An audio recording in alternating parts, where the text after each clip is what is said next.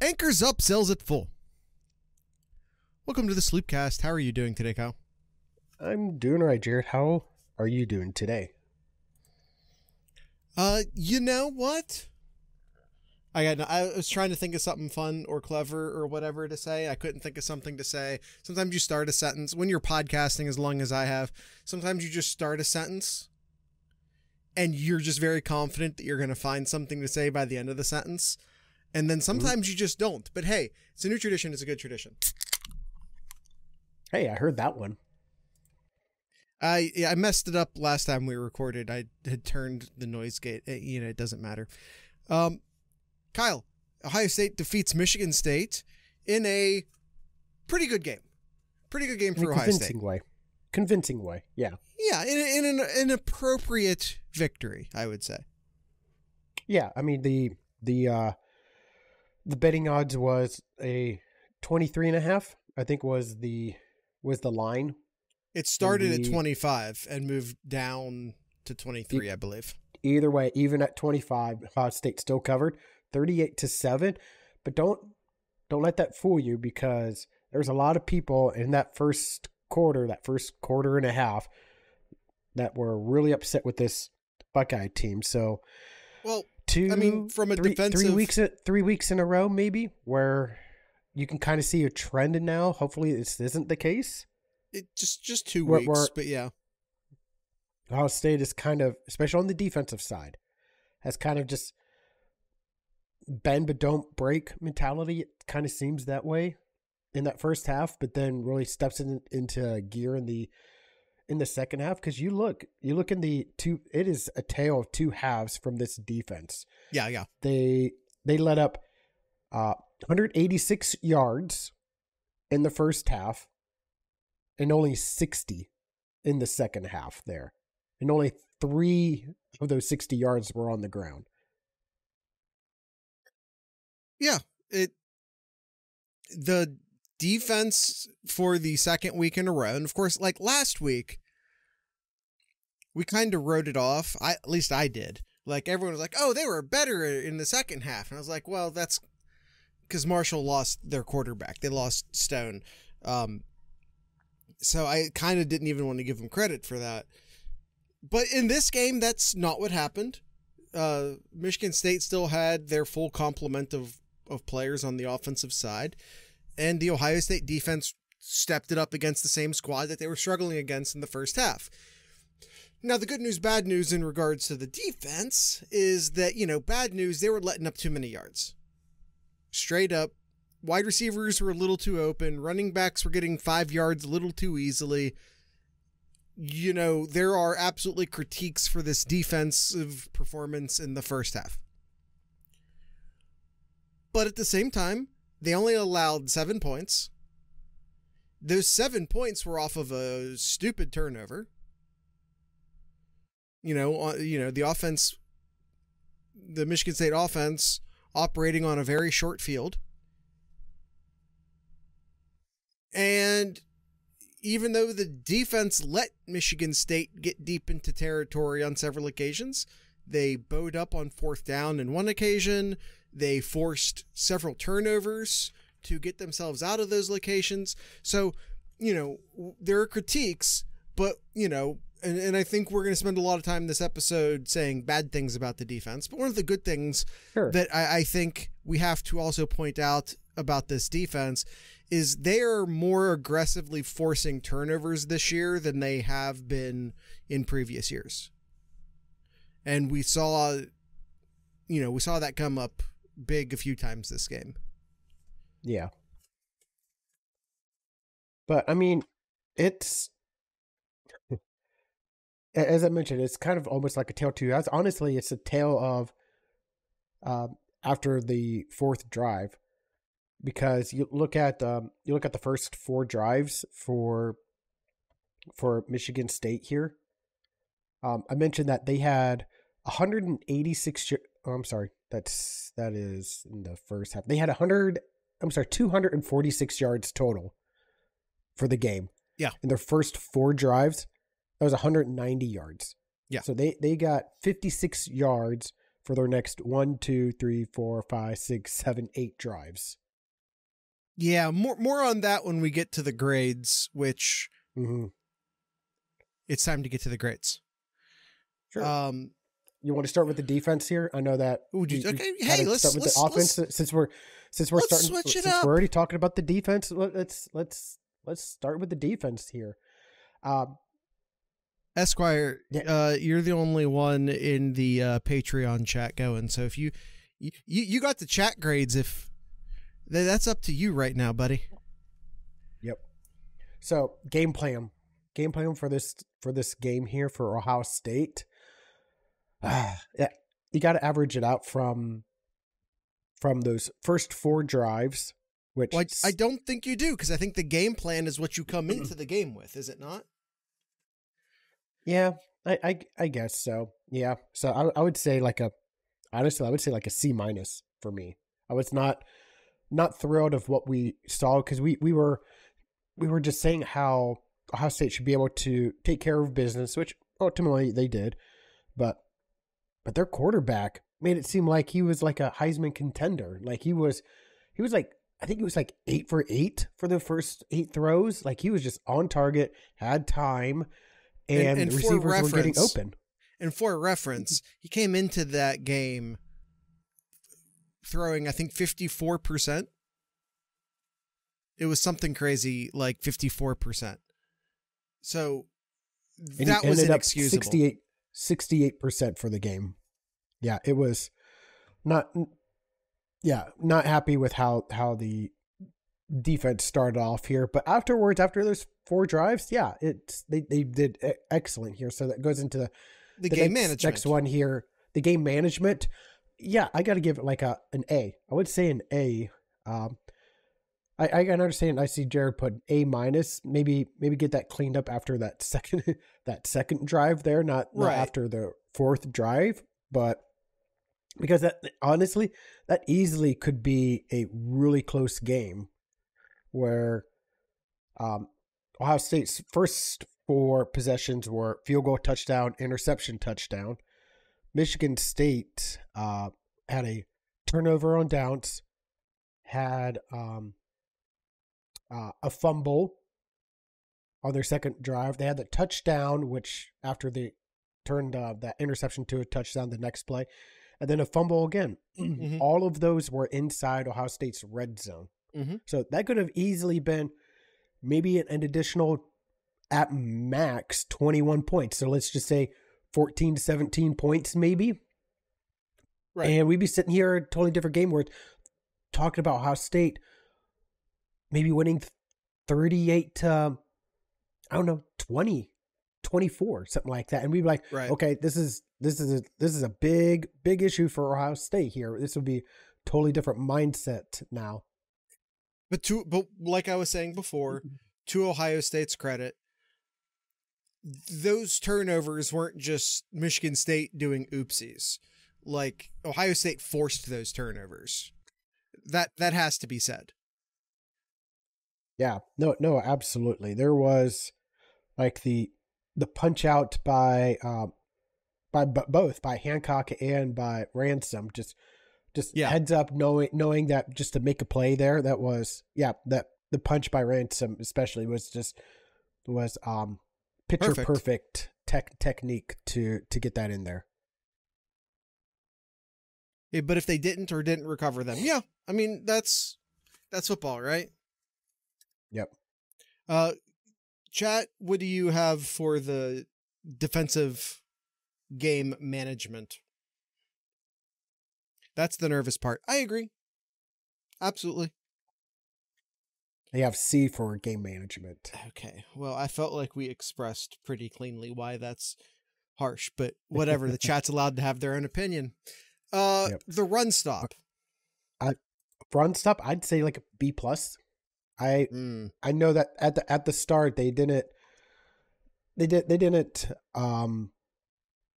do all that well, but then after those first 3 drives there, they were spectacular. They were spectacular after those 3 drives. So I'd say B+ in terms of run stop. How much of that was Michigan State going down points and needing to stop running versus listen, this is supposed to be one of the best defensive lines in the country, and I'm really sick of them getting pushed off the ball for 5 yards on a dive play, quite frankly. I mean, honestly, Jared, it was 17, I mean, not 17, it was 10-7 Ohio State at that point there. And then Ohio State scored that next touchdown, and after that, like, Sparty couldn't do anything after Ohio State got that next touchdown. So it wasn't really Michigan State really trying to get out of trying to run the ball. It definitely wasn't that case, because if I'm looking at the stats here, pretty close in terms of averaging rushes here, or not averaging, but number of rushes from first half to second half. But the difference is that in the first half, Michigan State rushed at 3.1 yards per carry, and then in the second half, 0.3 yards per carry. So yeah, high rating for the run stop.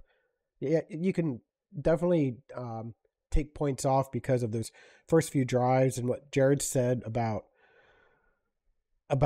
that they're getting easy 3-4 yard chunks at a time there, but they made improvements as the game went along, and that's better than not making improvements.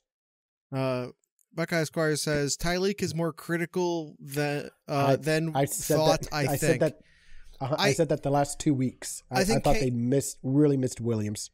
I think McDonald should be higher in the defensive tackle rotation. I feel like some of the only disruptive defensive tackle plays I'm seeing are from Hamilton and McDonald right now. Hamilton's already high up in the rotation. I think McDonald needs to be higher up in the rotation. The whole team is like a constricting snake. It's going to kill you. It's just how many wounds you can inflict before it does. Sure, but I don't want to wait till the second half for the defense to start playing well. Yeah, it's definitely Georgia showed us why that's a mistake. Yeah. All right, pass rush. I got to give this one lower grade here, just because of expectations of what this defensive line should be able to do here. So I'd say like a C. I'd say a C. I'm really disappointed as a whole from not getting the pass rush that we should be getting, and that's why Michigan State had so much success in those first 4 drives. Is no pressure at all. Yeah, it got better after those first 4 drives, but it's definitely a concern right now. They should be dominating all game long. Spike says we get home when it does matter, so there's that. Once again, I feel like there's a real big we get home when it doesn't matter, so there's that. Yeah. I feel like there's, again, a big split between the first half and the second half. I feel like sometimes the defensive line doesn't start playing until the second half. And I have to imagine that's schematic, but I don't know. Anyway, I do a B- for the pass rush. I did a C for the run stop, in case I never said that out loud before. Pass coverage. Pass coverage? I say a C+. I would say C+ for me. I did a B-. Again, I think the defensive backs call me crazy, and I know that there'll be a lot of people saying, what about the wide receivers when I say this? Call me crazy. I think the defensive backs are the best unit on the team. I don't know why there are wide receivers running open. We should be holding them to a very high standard, and I don't think they performed to that high standard the past 2 weeks. Quite frankly, as I'm talking, I'm wondering, hey, so then why a B-? Yeah. So I'm actually going to lower my score down to a C. Yeah, no, I agree. I think a C is perfectly reasonable. The expectations of what this defensive back should be and what we've seen here, I think C is definitely a reasonable score to give them. too much. There was too much space given to them pre-snap. So you see them like 7-10 yards when it's like 3rd and 3, 3rd and 5, and they're like 7 yards back, and I'm like, what are they calling, and why are they playing so far back? It's definitely really confusing. Yeah. Tackling. I didn't really see any issues tackling. Did you, Jared? Yeah. I'd say like a A-. I thought overall there wasn't really I any did a B+. Not really many like miss tackling here. I mean, Aiden was very mobile and made guys miss when trying to tackle him behind the line of scrimmage there. So other than that, like they tackled really well. I think there were more missed tackles than you're remembering. I did a B+. Chat's doing B-. But yeah, 3rd downs. Kyle, I actually have no idea. What did the stats say about 3rd downs? Yeah, Sparty was 2 for 9. Ohio State was just under 50%, 8 for 17. But Ohio State was 3 for 4 on 4th downs. They did go on 4th down quite a bit in this game. Yeah, I did a B+. Yeah, that's reasonable. I agree with that. I mean, like so many of the other things, and I don't want to beat a dead horse, but like some of the other things, it was like the first 4 drives versus the rest of the game in many ways. Mm-hmm. And honestly, you can take that last 4th down out. Ohio State was 3 for 3 on 4th downs. That last 4th down was the last drive of the game. Yeah. For Ohio State. Yeah, Spike says they were over 50 until the backups came in. Yeah. Okay. All right, cool. All right, we'll go ahead and take our first ad break here. We just went over the defense, so I think it's a good opportunity to do the first ad break. Head on over to thesloopcast.com where you can find all of our lovely links, such as our Patreon, patreon.thesloopcast.com if you want to support the podcast. If you don't want to do become a patron, you can head on over to merch.thesloopcast.com or 7071.thesloopcast.com to purchase some merchandise to directly assist Jared and I. Many other links in there, but the main one you need to worry about is thesloopcast.com for your landing page for all of those lovely links. So with that being said, we'll go ahead and take our first ad break and be right back. All right, Kyle. Nope. See, I always do that. I always go back to the standard podcast scene instead of back to the media scene. Yeah, let's move on to the offense. Sure. What do you have for the game plan? Game plan? I'd say an A. I really liked what I saw from the play calling here. A little mix up of everything. Looking at the total here, 40 passing plays, 35 rushing plays. Pretty standard, pretty average, pretty balanced. That's the word I was looking for. Pretty balanced. Yeah, no, I mean, they were on their way to a touchdown before they had a sort of a drive-killing penalty on a late hit that we never really saw a decent replay of to say if it was or wasn't. Yeah, I don't know. I thought it was a good game plan all around. Yeah, no complaints about the game plan. I have very little complaints about the offense in general. There is one aspect, but we'll get there though. Offensive game management. I give an A as well. They did really well, and especially on that 3rd down. Well, I guess we have 3rd downs here too, but on 3rd and 4th downs, they did really well. So yeah, A. Yeah, I mean, I feel like, ultimate game management moment for me was your quarterback goes down, Devin Brown steps in, delivers a total strike for a touchdown. That to me is like the ultimate game management moment for me. You had your backup ready. You had a play ready. You didn't play it soft as far as like, oh no, our quarterback's not in. Better do a run play. When in doubt, throw it to Smith. That didn't hurt either. Yep. Yeah, no, I overall like the game management. I did an A+ for both of these last two. Mm-hmm. Yeah. Passing, I would say B. I would say B for me. There's definitely some bad questionable throws, questionable decision making, especially that interception.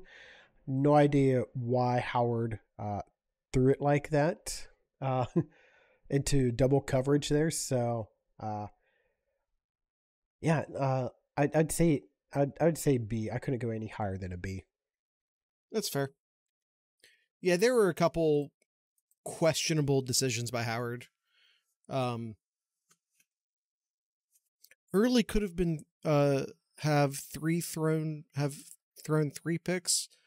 I don't remember the third one, but I'll trust you. I know the one was like in the end zone that should have been. Yeah, he actually threw one. Yeah, the one in the end zone I remember. I don't remember the third one, Esquire. But you're probably right. In all honesty, my memory sucks. All right, running here. I'd give a B+. Really? I'd give a B+ here. I thought both Trey. I'll do an A-. I'll do an A-. I really liked what I saw. Henderson had himself a really good game when he got the ball. I mean, he averaged he was a yard shy of 10 yards a pop there. 9.9 yards a pop for him in this game in only 7 attempts. Judkins didn't get his typical one large rush that he typically seems to have this year. So he was pretty well in checked here, but he was still pretty effective here. So I would say an A-. Sure, and I think if we're talking about running, one of the wide receivers had a was it technically a run, or was it technically a forward pass? That was. Nope, we're not talking about running backs. These aren't position grades. We're talking about running. Howard also had a nice touchdown run. So did JJ. Yeah. That was thrown backwards to him when he was doing a reverse. That was in the stats here. That was considered a rush. One rush for Smith for 19 yards and 1 touchdown. Okay. I couldn't remember in my head if it was like a forward. I know it was like an end around, but sometimes they do that end around as like a little pop pass. So because of that, that was, I believe that was his first 100-yard game. I don't think he's ever. Maybe I'm missing one of the weeks, but chat. I know he was running.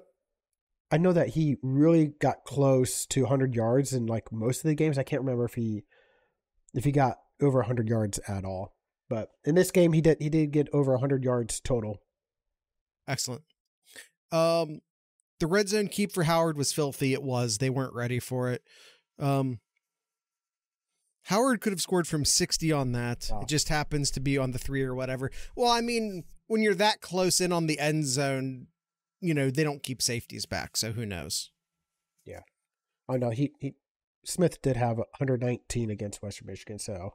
Okay. Missed that one. All right. So they got A there. Receiving. Here.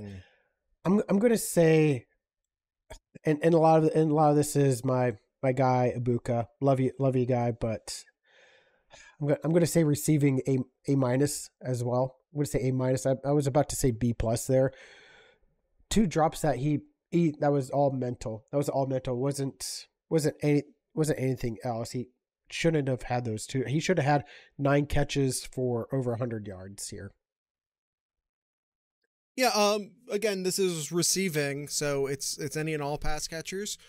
So we also have to include what was our biggest tight end day of the year so far, with G. Scott getting 4 catches, including a touchdown.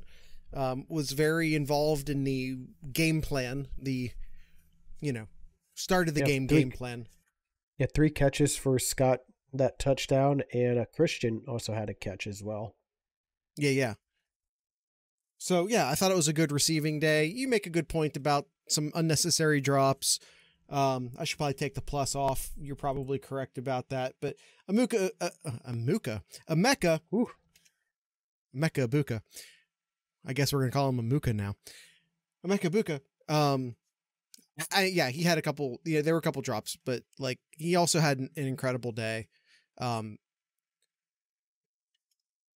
Just in general, I thought that, I don't know. I think an A. I think still just a solid A is pretty good. Like, I don't know. Like, I feel like A- might be a tad bit harsh. But yeah, somebody who says A-. Somebody who's had just a really quiet year, but very, very, very successful so far. Yeah. Carnell Tate. Yeah, Carnell Tate has had himself a really solid year so far. 100%. He's kind of lost in the shuffle a bit between the other two guys as far as notoriety or publicity is concerned, but he's having a really good year. He is, yeah. And glad to see that. Glad to see Bryson Rogers getting some play in here. Got a pair of catches as well. Always like seeing those young bucks coming in to get some catches as well. Yeah, Ennis had a late game catch as well. Not just a punt returner, Brian Ennis. Yeah. All right, run blocking. I give an A. I would give like an A minus for run blocking here. So I'll stick with it just in my first gut instinct an A.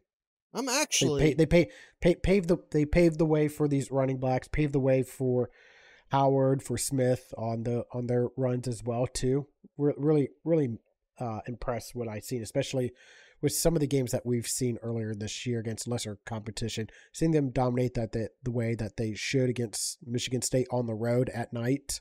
Yeah, really impressed. Yeah, I'm actually going to go full A+ on this. And I'm going to say that because I thought the wide receivers had an excellent blocking day. Yes, absolutely. And Emeka Ibuka basically was a pulling tight end on one play and lit up one of Michigan State's linebackers. Emeka Ibuka had a fantastic game. He was a fantastic blocker, fantastic receiver.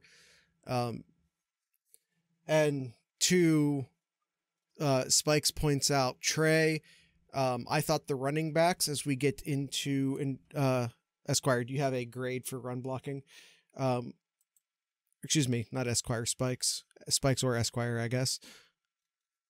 Mick also had 2-for-1 block. Yeah, he sure did. But pass blocking, I thought the offensive line did good. Not perfect, but I think that like the running backs picked up some big blitzes and in, fierce ways. I thought the running backs were doing a good job on blitz pickup. I think on Howard's interception that he did throw, he kind of panicked through it because he saw a blitz coming, and I don't remember which running back it was. I think it was Judkins, but I could be mistaken. He came over and lit up the blitzer. Like, Howard did not have to get rid of it so quickly. But for the most part, I thought the pass blocking had a good day, especially with the running back assistance. What say you, Kyle? What say you, chat? Yeah, pass blocking. Yeah, I was really happy. Excuse me. Really happy to see that as well. 0 sacks allowed here. As a game as a whole, Michigan State only had 3 tackle for losses. The Michigan State defense, that is. So, yeah, overall run blocking, pass blocking, solid A here. I'm very, very happy with how the offensive line did. And we have third downs. As we pointed out earlier, Ohio State was over 50% when the starters were still in. I think they did a good job, especially early, especially like in the second quarter, to even avoid needing to do third downs. Yeah, I kind of want to in this game here. 3 for 3 on fourth downs. Yeah, third/fourth downs. Right. In this game particular, yeah, I would say like an A as well. You're never going to get near 100% on third downs here, so 50%, and even if you take in consideration those 3 for 3 on fourth downs there, so what is that, 11? Let's just say 11 for 17 on third/fourth downs. Sure. Yeah, that's outstanding. All right. Real quick, special teams. Sure. Actually, do you want to do the ad break first? No, let's just do the special teams real quick. All right, let's do the special teams first. Kicking, A. Kicking. No out of bounds this time. 0 out of bounds. 100% on field goals, 100% on extra points, 100% on touchbacks. Yeah, is that correct? 100% on touchbacks. I'm gonna pull that stat up real quick. So if I go to the, I don't. Are you gonna find? Is he gonna find that stat? Yep, I did. Yeah. Oh, 0 the kick kickoff returns by the other 0 team, kick returns, 0 punt returns. Of course. I'll take that. I'll take that every day. Punting. How many? We had 1 punt in competition. I think there was a second punt later in the game. Is that correct? So if I look here, there was Ohio State's first punt was towards the end of the first half. Mm-hmm. And then punts 2 and 3 were in the fourth quarter. Okay, there were 2 in junk time. So one punt. And it was a good punt. A-, whatever. I'm pulling that. It wasn't a long punt. I think, but 42 yards. 42 yards, which is probably about where you're looking at. You want to get close to that 45. But it was inside. Yeah, it was inside the 10 even, wasn't it? Yeah. Spike says yes. We're going to believe him. I believe so. Let's just believe Spikes. Spike said yes. Let's just believe him. So yeah, good punting day. Not a productive punting day, but a good punting day. What would you say the grade is, Kyle? For punting? A. Yeah, sure. Chat? A, sure. Why not? Returning. Nothing bad happened in returning, so that's good. No drops, no muffs. A minus. A minus. Nothing bad happened. That's the name of the game most of the time. Nothing particularly good happened either, but 2 returns for 19 yards. Chat's harsh. Punt returns. I got an A, a D, a B, and a C. Wow. Anybody want to put an F in there? Geez, we got all the letters. Actually, I think Esquire was in response to the previous question in regards to the punts. So it's actually probably a D, a B, and a C. I'll just put B. Kyle, they want right. That punt return for you more than you want that punt return for you. At this point, I just know it's not going to happen here. Like it is so tough in today's age, especially with these punt formations. It makes it so hard for these teams to get a punt return touchdown. So, all right, Kyle. Ad break. Do a quick one for me. Do a quick one. All right. Do all the things, and we'll be right back. No. thesloopcast.com. Find all the lovely links there. Patreon, Discord, YouTube page, merch store, Spotify. A lot of different links in there. Again, our splash page, thesloopcast.com, where you can find all those links, and to become a patron over at patreon.thesloopcast.com to avoid these ad breaks. So we're going to take our second break and be right back.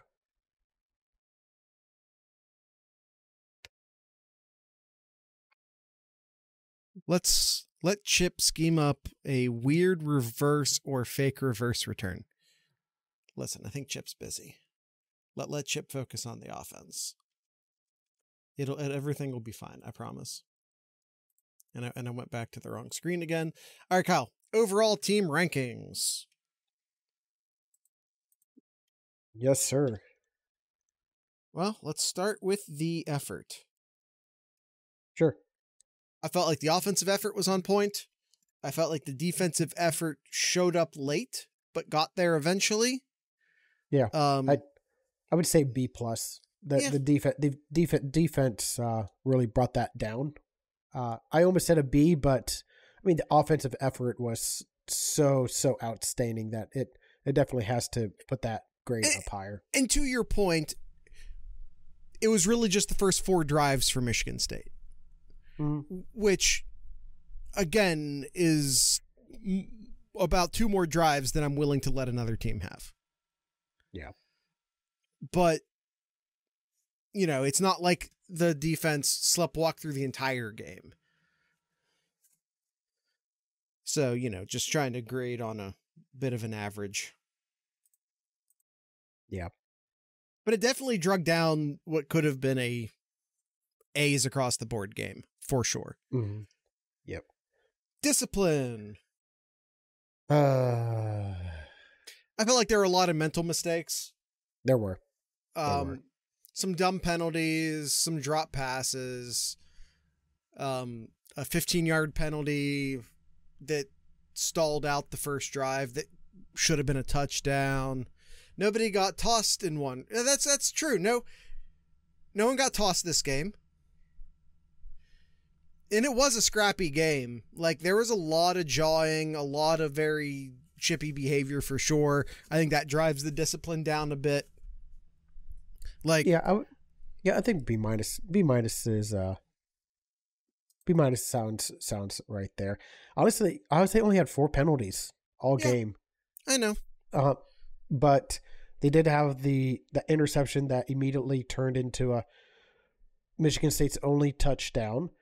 And Ohio State did lose 2 other fumbles, but they did recover those as well. So it could have potentially been more. Could have potentially been more interceptions as well. I think scrappy and sloppy are, I think, two ways to describe this team here in this game. So yeah, B minus. Chat, do you have a grade on discipline? And Kyle, do you have a grade on execution? Again, I would say B. Okay, B. I would say B on execution. Again, that's just been driven down so much with the execution from the defense in that first quarter and a half there, almost 2 quarters. I mean, if it wasn't for that and defense played a lot better, it easily could have been a solid A, but B. I think B is fine. Well, I mean, with the execution, to me, like, it's letting wide receivers run open, but it's also Howard throwing a really stupid interception and drop passes, and I think there were just some execution things that they can be cleaned up and need to be cleaned up if you want to beat Alabama or Texas, maybe Georgia. We'll see how that turns out. But yeah, if you want to beat those teams, you're going to need to shore those things up. Mm-hmm. Overall grade, Kyle, what's your overall grade for the game? I think overall, real quick, I'm gonna read Esquire's comment here. I think the linebackers were executing badly, and the secondary was being put in conservative positions that weren't doing them a lot of favors. I think there's something to be said about that. Yeah, I'm not going to disagree with that statement. Understand that when we're talking about the pass coverage, we're not just talking about the defensive backs. We're also talking about the linebackers in pass coverage. Same thing with pass rush. You know, you're either getting pressure on the quarterback or you're not. I don't necessarily care where it's coming from. And the same thing with the linebackers in the secondary. Sonny was being targeted in coverage for sure, I think. I'd have to watch. But I saw a couple plays specifically in pass coverage where I thought he was out of position, which He might just not be fully comfortable in the linebacking spot yet. And as far as the linebackers are concerned, I think it's notable that they started 3. They did. Reese got the start and not Hicks. Yeah, so your starting 3 were Styles, Simon, and Reese. Yeah. Were those 3 there. And looking off of the defensive gradings here, yeah, Styles with a 58 out of 100 grade for this game here. Is that PFP? Yeah. Or PFF? Simon ended up with a 68, and Reese had a 75, which put him the 4th best defensive player. But you look at all the coverage here, yeah, Sonny Styles had a 45 for pass coverage there. Not which is good. Weird because he's a safety. Yeah, it is, yeah. But he just might not be super comfortable at linebacker yet. So maybe. We'll give that a shot. You want to guess who the worst one was for Ohio State? For all 27 players that played. Oh, okay. Who performed the worst? Wow, we're really just going to put someone on blast, huh? I am, because we deemed him. I'll just say it right here, like we deemed this position the best position at Ohio State here, and by far the worst. Just tell performed. Igbinosun. Iggy. Yeah, I would say he had a rough game yesterday as well. Yeah, he did not have that great of a game. All right. Overall team grade. Overall, I'd say B+. I think B+ I did is A-. That's roughly the same. So I didn't mean to cut you off. If you wanted to keep talking. No, you're good. You're good here. I was just reading what chat was saying here. I think B+ is reasonable. I mean, let's just take a step back and look. Ohio State won by 31 points on their first road game against Michigan State. I know Michigan State isn't the toughest opponent, but your first road game at night and you win by 31 points.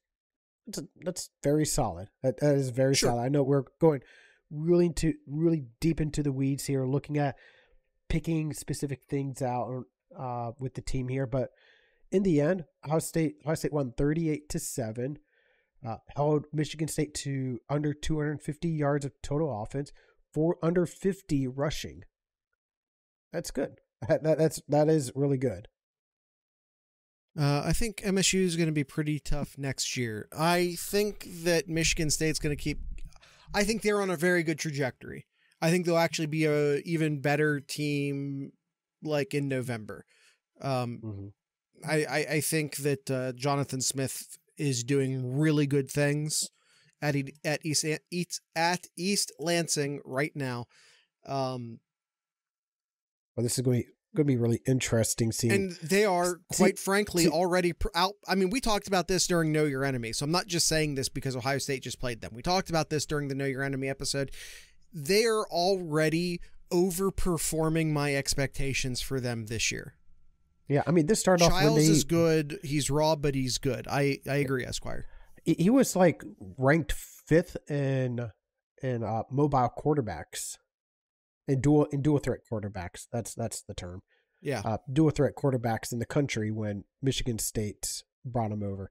Yeah, I mean, when Michigan State after week 1 they beat FAU. Is that portal rankings when Michigan State got him, or was that his 16-10? Or was that?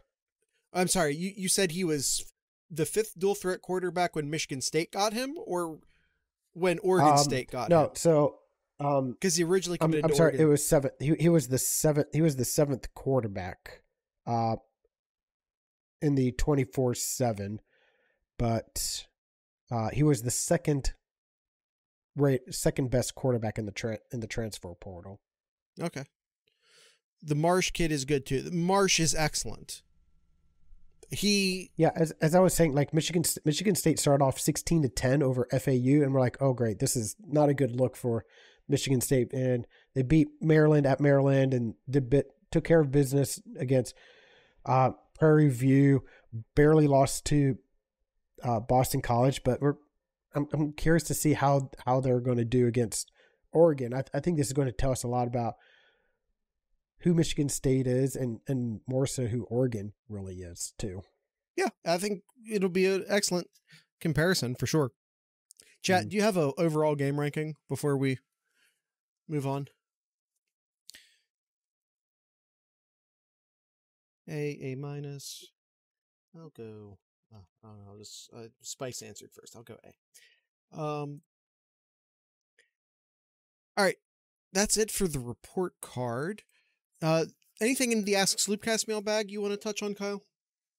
Yeah. So, 2 questions. What are your concerns with the defense in the upcoming matchups with Iowa, Oregon, and primarily Oregon? I think that they're going to need to. I don't know, you got these really good safeties on this team. I think you need to maybe trust your cornerbacks to play a little bit more press and let the safeties play over top to prevent the big plays. That's just my take on it. And I don't know if they're just trying to throw other stuff on film or what the case is right now, but I don't think that playing super off fits the skill set for either Burke or Iggy. So I'm curious if Ohio State's just trying to throw some other stuff on film or what the situation is. As far as concerns with the defense, with Iowa, none. it's Iowa. Oregon, yeah, there are concerns there.